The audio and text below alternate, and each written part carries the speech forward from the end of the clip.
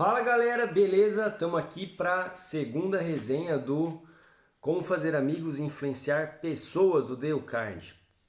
E começando no capítulo 1, se quiser tirar mel, não espante a colmeia. Aqui Dale Carnegie começa a falar do seguinte: o quão negativo é a crítica, o quanto isso afasta as pessoas de você, o quanto isso diminui elas, o quanto isso desmotiva elas.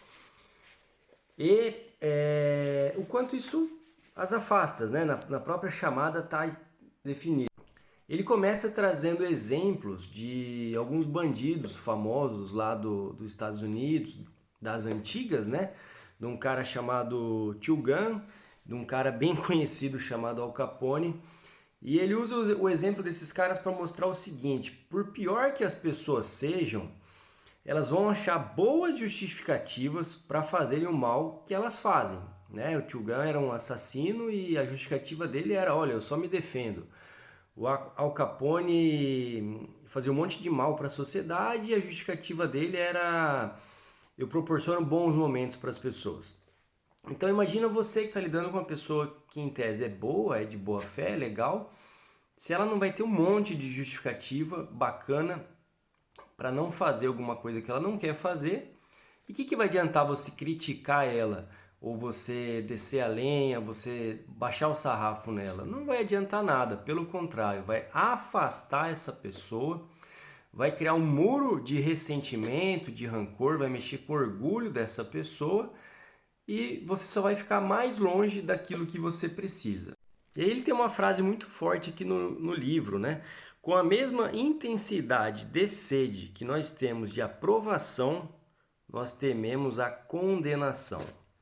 E pensa nisso no seu dia a dia, né? O quanto que você quer se sentir benquisto, admirado, reconhecido, amado, e o quanto a rejeição, a não adoração, a condenação te fazem mal. Ele usa um exemplo de um empresário, aparentemente de uma construtora, que tinha vários funcionários e tinha um problema de relacionamento com eles. Ele ia chamar a atenção deles porque eles não usavam EPIs, capacete, bota, por causa da segurança deles. E ele chamava de um jeito grotesco, ignorante e acabava por distanciar essas pessoas, por na frente deles eles botarem o capacete, mas a costas deles tirar o capacete, né?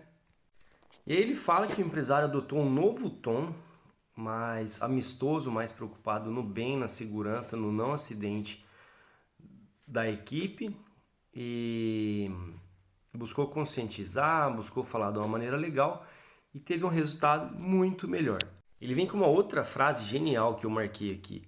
As críticas são como os pombos, sempre voltam aos pombais. Quantas vezes a gente não faz uma crítica e aquilo ali acaba voltando para a gente, né? Ele aborda isso como a reação da pessoa é se colocar em justificativa, apresentar desculpas ou até ficar reativa e vir para o confronto. E aí ele traz exemplos de Abraham Lincoln.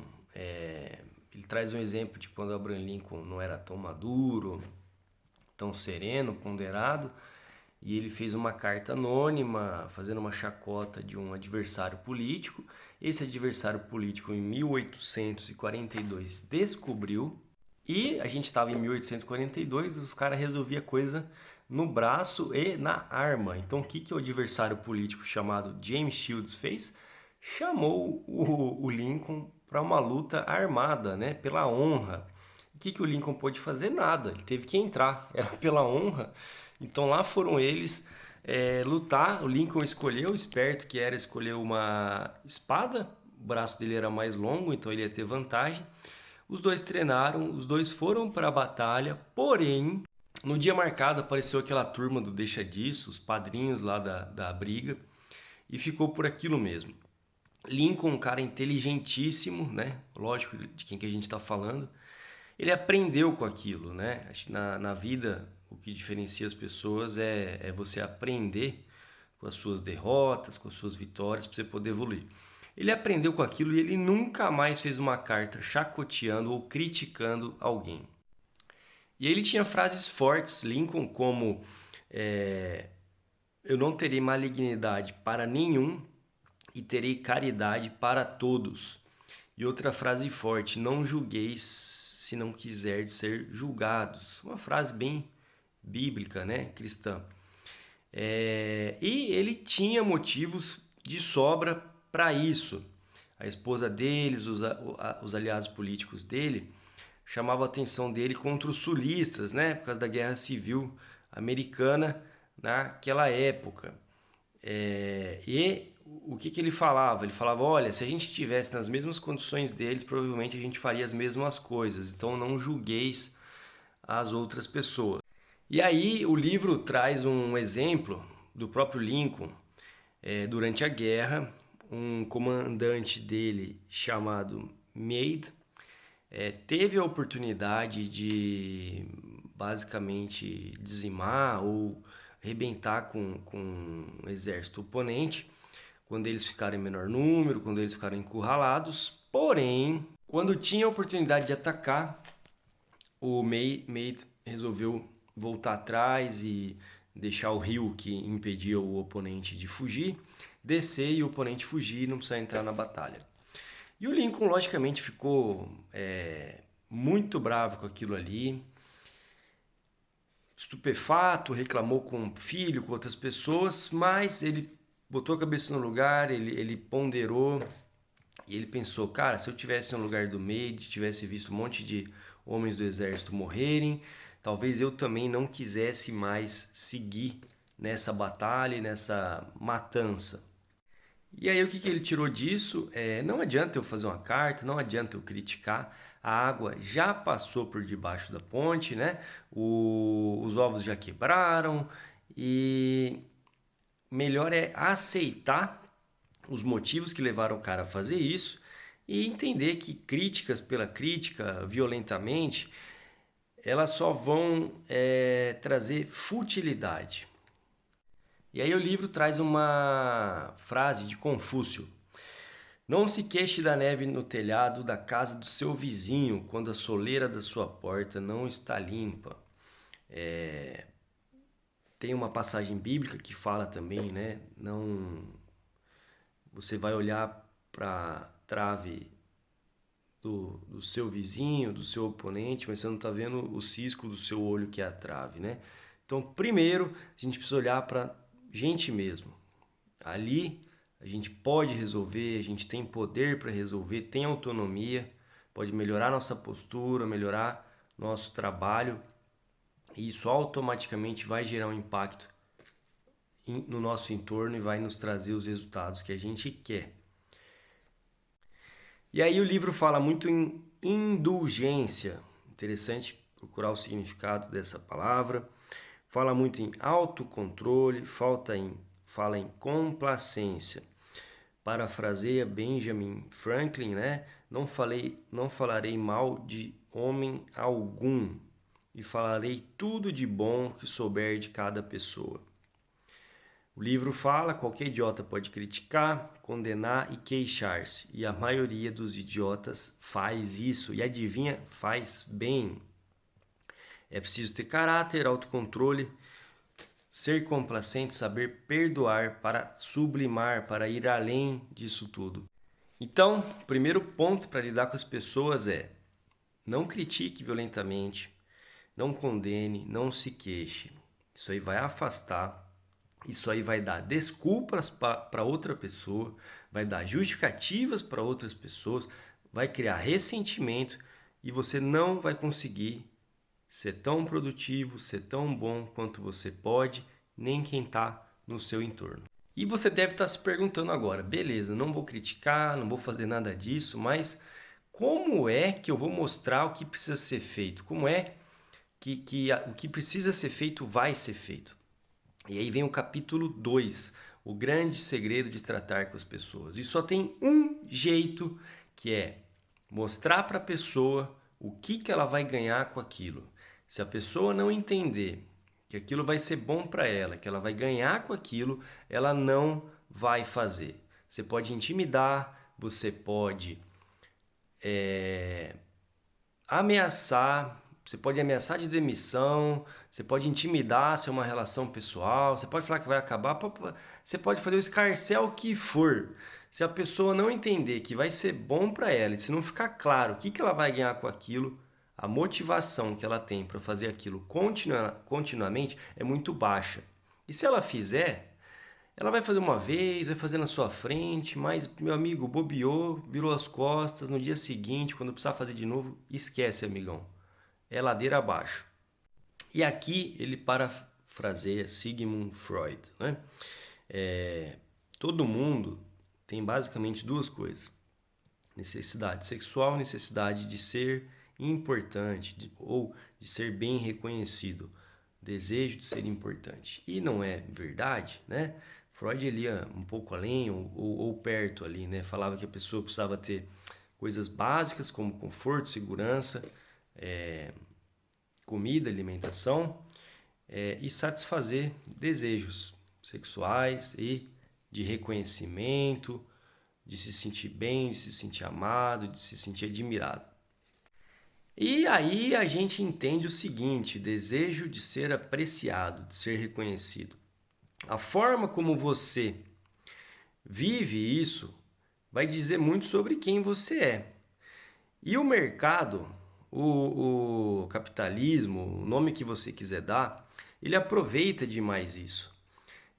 Por que uma pessoa compra, uma grande maioria, uma boa parte, compra uma Mercedes, uma BMW, uma roupa de grife, faz uma viagem para, sei lá, para São Paulo, ou para o Rio de Janeiro, ou para Dubai, que daí é mais fácil enxergar? Porque a pessoa quer ser reconhecida, quer ser incluída. Em que sentido? No sentido, às vezes, de ser reconhecida como de uma classe social, ser reconhecido como de um grupo, ser reconhecido por aqueles que ela estima e ela quer fazer parte. E aí ele faz uma comparação muito legal. Ele pega um bilionário, John D. Rockefeller, e ele fala assim, cara, por que o Rockefeller doava milhões, bilhões de dólares para hospitais na China que ele nunca ia ver, nunca ia conhecer, nunca ia ver quem foi beneficiado com aquilo, para ser reconhecido? E a motivação dele era essa. E o Dillinger, lá, um dos inimigos números um dos Estados Unidos, por que ele fazia o que ele fazia? Também para ser reconhecido, também para ver o nome dele nos jornais, lá como inimigo número um, o cara mais procurado dos Estados Unidos. Então, olha só, me diga o que te faz se sentir bem, se sentir reconhecido, e eu vou saber quem você é. Essa é a metáfora que o livro faz. O livro vai um pouco além e fala também assim, que grande parte das doenças psicológicas, das patologias psicológicas que existem, e grande parte dos doentes que existem à época, existiam nos Estados Unidos, eles eram quase que em sua maioria decorrentes de insanidades causadas pelo quê? Por um não reconhecimento. De tanto não ser reconhecido, a pessoa ia para a insanidade para, num mundo fantasioso, ser reconhecido, ter os seus sonhos, planos, desejos realizados. E aí ele vai para um caminho de mostrar o quanto que é importante a gente reconhecer as pessoas e quanto isso nos aproxima, o quanto isso empodera, o quanto isso encoraja e ajuda as pessoas a se destacarem, a crescer, a evoluírem. E o quanto a gente pode fazer isso junto, de uma maneira positiva, para um bem comum. E aí tem uma frase marcante aqui no livro que fala o seguinte: o mal fiz uma vez, e nisso sempre falaram bastante. O bem fiz duas vezes, mas disso nunca falaram. Né? Quem que não pode falar que viveu isso, né? Quantas vezes a gente não faz coisas legais, ninguém fala nada e beleza, faz parte da vida. Acho que vida de adulto é você se auto-reconhecer e você não esperar reconhecimento dos outros, senão você vai sofrer e muito. E quando você dá uma pisadinha na bola, porrada, normal. Vida de adulto, faz parte. Para lidar com isso, o melhor é você se blindar, fazer seu autoexame de consciência, sua autoconsciência, saber que você faz um trabalho legal, não ficar folgado, não ficar largado, fazendo tudo mal feito e achar que está fazendo legal, mas se blindar. E como diz Gandhi, né? Seja a mudança que você quer para o mundo. Você elogia aquilo que é verdadeiro, você destaca o que é positivo, porque isso vai fazer a roda girar e isso vai voltar para você, né? Aí a gente acredita em reciprocidade. Ah, mas eu elogiei uma vez, elogia duas. Ah, mas eu elogiei duas, elogia três, verdadeiramente. A gente vai falar disso daqui a pouco. E se a outra parte não devolveu para você, não teve reciprocidade, aí beleza. Aí ninguém precisa ser otário, né? Não precisa continuar elogiando. Deixa a outra parte sentir falta, deixa a outra parte perguntar, ou deixa a outra parte tomar a iniciativa e vir elogiar pelo que você faz, e aí a roda gira. E aí eles citam um estudo lá da época nos Estados Unidos dos principais motivos que esposas largavam maridos e vice-versa. E adivinha? Reconhecimento, né? Tem coisa mais chata que você fazer as coisas, não ser reconhecido, ser cobrado para reconhecer a outra pessoa e vice-versa? Não tem, né? Ninguém tem paciência de Jó, ninguém é a Madre Teresa de Calcutá. Tem hora que você satura e por isso é importante a reciprocidade, o amor próprio, não esperar o reconhecimento, mas dar o primeiro passo, reconhecer e ver se ele vai vir de volta. E aí ele faz duas frases bem legais, uma dele mesmo, né, falando, olha, a gente alimenta as pessoas diariamente e sem alimento as pessoas passam mal, morrem, né? Apesar de ter gente que fica 6 dias, uma semana, 5 dias sem se alimentar, até mais. Mas a gente não elogia, a gente não reconhece. E o quanto que isso faz mal e a gente não percebe. E aí tem uma frase forte de um filósofo, escritor aqui, né? Alfred Lunt, em Reunião de Viena. Nada há que eu necessite tanto como estímulos para a minha vaidade. E é verdade, né, cara? Até quem não é vaidoso tem um tanto de vaidade e precisa de um apreço, de um reconhecimento para se sentir legal. Por mais evoluído, maduro e autoconsciente que a pessoa seja. E aí ele entra num negócio muito legal. Ele conta um exemplo de Stevie Wonder, do músico. O músico não sacava que apesar dele ser meio cego, ele tinha um dom. E aí uma professora um dia destacou esse dom dele, falou, Steve, tem um rato aqui na sala, cara, e ninguém acha o raio do rato. Você com seu ouvido aguçado ajuda a gente a achar o rato. E aí ele deu um estalo nele, ele falou, caramba, velho, é verdade, eu tenho um dom. E aí ele começou a investir mais nesse dom dele e virou Stevie Wonder. Aí no livro ele diferencia bajulação de elogio. E essa parte é importantíssima, importantíssima. Bajulação é o elogio falso, é o elogio demagogo. E uma ótima definição que o livro dá é: bajulação é nada mais do que você destacar na pessoa o que ela já sabe que ela é. Porém, aí você vai impactar várias pessoas com uma bajulação. Se impactar alguém que se conhece, maduro, cara, essa pessoa vai sacar, vai falar, mano, o que que esse cara quer comigo? Tá aqui me puxando o saco, né? Tá querendo o quê? E vai perguntar logo, e aí, meu, qual que é? O que que você quer? E quem não é tão maduro, não tem esse refino de inteligência emocional, e mais do que tudo, tem uma fome gigantesca, sedenta, em alimentar a sua vaidade, em alimentar o seu reconhecimento, um narciso, né? Uma pessoa com ferida narcísica, essa pessoa pode ser que ela caia nessa bajulação. Então o mau caráter, ele vai tentar bajular para conseguir o que ele quer. Por que eu falo mau caráter? Porque quando a gente quer manipular, quer bajular simplesmente para conseguir algo que seja bom para a gente e dane-se o outro, se fizer mal para ele, dane-se, se eu estiver passando a perna nele, dane-se. Cara, eu não tenho outra palavra que não mau caráter. Talvez alguém tenha uma palavra melhor, eu não tenho. Então a gente precisa ter esse cuidado muito grande para não bajular, né? Como que você não bajula? Simplesmente seja verdadeiro. Destaque o que é bom, destaque o que é positivo dentro da verdade, dentro de uma normalidade. Não tenha segundos interesses, não tenha interesses que tragam só para o seu lado, não tenha interesses nunca que prejudiquem o outro. Porque aí você vai para uma bajulação das feias. Então, finalizando o capítulo, ele vai falar o seguinte: a queixa magoa as pessoas. Não vamos pelo caminho da queixa. Lá no começo do capítulo ele fala: um animal que é um animal que é meio ignorante, né?